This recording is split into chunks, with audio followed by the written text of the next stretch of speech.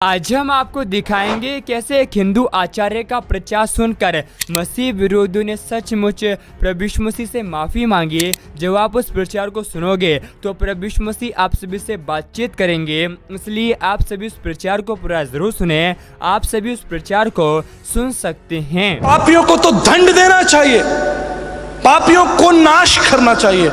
I said very true. आप ऐसा सोचते हो कि पापियों को नाश करना चाहिए। Let me tell you this evening, बहुत से लोग तुम्हारे विषय में भी यही सोच रहे हैं। आप समझ रहे हो? बहुत सारे लोग तुम्हारे विषय में भी यही सोच रहे हैं कि इसको नाश कर देना चाहिए। किस किस से बचोगे? आप सोचते हो कि आप पापियों को नाश कर दोगे? महाभारत के युद्ध में अर्जुन ने श्री कृष्ण से कहा, ध्यान से सुनिए, कि मैंने अपने हाथों से अपने सगे संबंधियों को, कुटुंबियों को मारा, अपने गुरुओं को, अपने भाइयों को इन हाथों से मारा। अब मेरा ये हाथ पाप से थरथराता है। अब मैं क्या करूं कि मैं इस पाप के बंधन से दूर किया जाऊं? श्री कृष्ण ने अर्जुन को गीता के 18वें अध्याय 62वें श्लोक में एक सलाह दी है। तुम्हें शरणम गच्छ सर्वभावेन भारतम तत्प्रशासनम प्रशासति शाश्वतम। तुम उस परमेश्वर के पास जाओ जो तुम्हें अपने अनुग्रह से क्षमा करेगा। हालेलुया। मेरे प्रियो, यह अनुग्रह है कौन और इसका स्रोत कौन है और कौन मुझ पर अनुग्रह करेगा? 33 करोड़ देवी देवताओं के बीच में यीशु मसीह कौन है? 19 साल इस अध्ययन के बाद आपके सामने इस स्थान पर खड़ा हूं। क्या यीशु मसीह ही परमेश्वर है? क्या यीशु मसीह का अनुग्रह मेरे लिए काफी है? प्रभु कहते हैं my grace is sufficient for you. मेरा अनुग्रह तुम्हारे लिए क्यों प्रभु यीशु मसीह का अनुग्रह हमारे लिए काफी है? क्योंकि उसने मेरे पापों का बोझ उठाया। हालेलुया। अरे सबने मेरे पापों के ऊपर दोष लगाया, लेकिन यीशु मसीह ने मेरे पापों का बोझ उठाया। बाइबल कहती है सबने पाप किया और सब परमेश्वर की महिमा से रहित। क्या इस स्थान पर कोई भी छोटा बच्चा, कोई भी महिला, कोई भी पुरुष, कोई भी बुजुर्ग इस बात को कह सकता है कि उसने अपने जीवन में पाप नहीं किया? क्योंकि वचन में लिखा है छोटों से लेकर बड़ों तक सब वहां से निकल गए। हालेलुया। छोटों से लेकर बड़ों तक सब वहां से निकल गए और कौन रह गया? यीशु मसीह और स्त्री। और प्रभु यीशु मसीह ने कहा, कहां गए वो सारे लोग जो अभी तुम्हारे ऊपर दोष लगा रहे थे और तुम्हें व्यभिचार के ऊपर आरोप लगाकर पत्थर मारने की बात कर रहे थे? स्त्री ने क्या जवाब दिया? हे प्रभु, वो सब लोग निकल लिए, सब चले गए। क्यों? क्योंकि उस स्थान पर कोई भी ऐसा व्यक्ति नहीं था जिसने पाप ना किया हो। पाप एक गंभीर समस्या है और पवित्र बाइबल पाप के विषय में बहुत कठोर है, क्योंकि परमेश्वर आपसे प्रेम करता है लेकिन परमेश्वर आपके पाप से प्रेम नहीं करता। और भारतीय दर्शन शास्त्र भी, बाइबल के समक्ष भारतीय दर्शन शास्त्र भी पाप के प्रति बहुत बहुत कठोर है।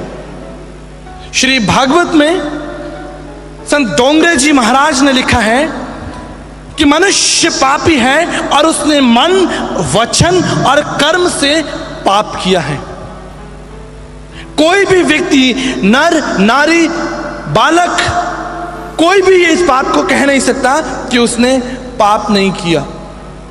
और मेरे प्रियो, पाप है क्या और पाप इस संसार में आया कैसे?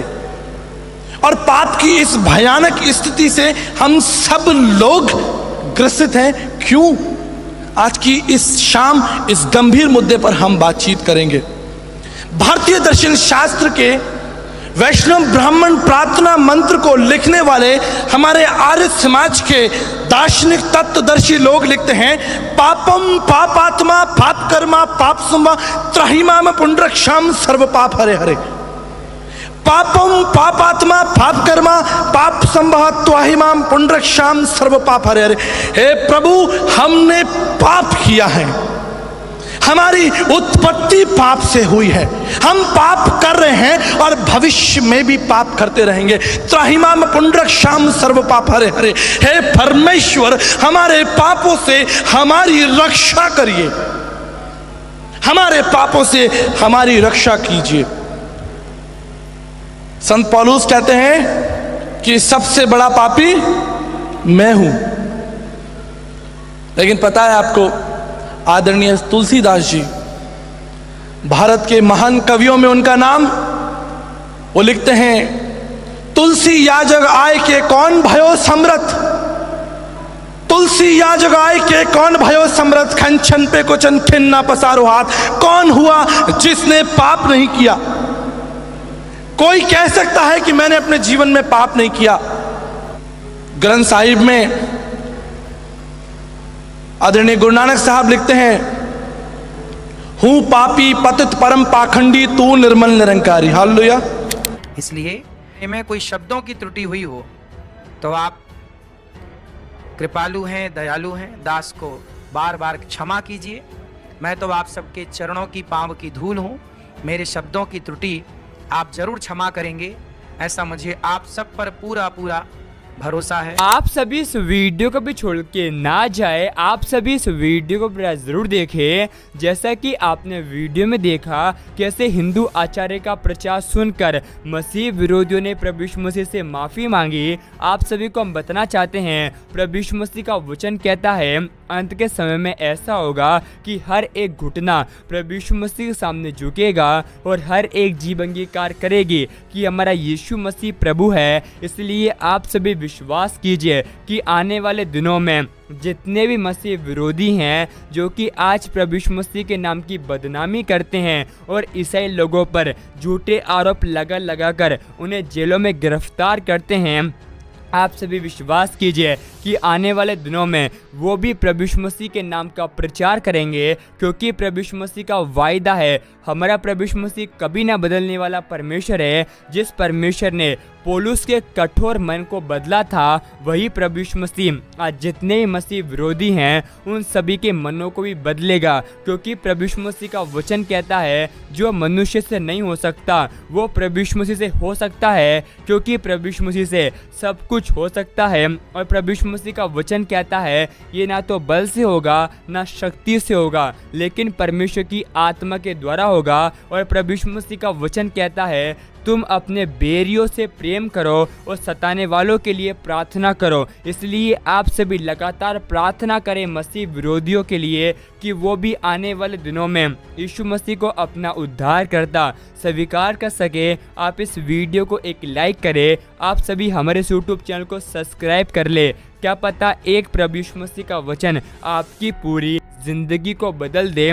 और आपको ये प्रचार कैसा लगा आप हमें कमेंट में ज़रूर बताएं, क्योंकि आज बहुत सारे लोग हैं जो कि अंधों की तरह हमारे प्रभु यीशु मसीह को ढूंढते हैं, लेकिन प्रभु यीशु मसीह का वचन कहता है ना तो बल से ना तो शक्ति से, लेकिन परमेश्वर की आत्मा के द्वारा होगा। इसलिए आप सभी विश्वास कीजिए कि आने वाले दिनों में यीशु मसीह के नाम का प्रचार मसीह विरोधी भी करने जा रहे हैं। प्रभु यीशु मसीह आप सभी को बहुत आशीष दे।